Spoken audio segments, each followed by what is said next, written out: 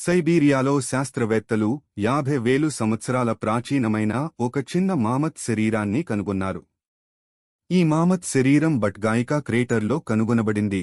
వాతావరణ మార్పుల కారణంగా విస్తరిస్తున్న భారీ మాంద్యం, పెర్మాఫ్రాస్ట్ కరిగిపోతుండడం వల్ల ఈ మామత్ శరీరాన్ని బాగా కాపాడిన విధంగా కనుగొన్నారు. సాధారణంగా ఈ మామత్ తల మరియు గొంతు భాగాలు కరిగిపోతాయి లేదా ప్రాణులు తింటాయి, కానీ ఈ మామత్లో అవి బాగా ఉండడం ఒక అరుదైన విషయం.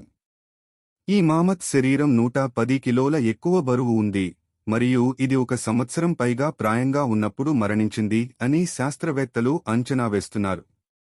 ఇది సైబీరియాలోని పెర్మాఫ్రాస్ట్లో కనుగొనబడిన మరిన్ని అరుదైన కనుగొనలలో ఒకటి.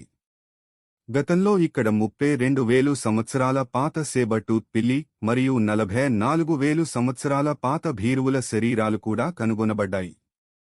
ఈ కనుగొనలు ఐస్ యుగంలో జీవించిన జంతువుల మీద మనకు విలువైన సమాచారం అందిస్తున్నాయి.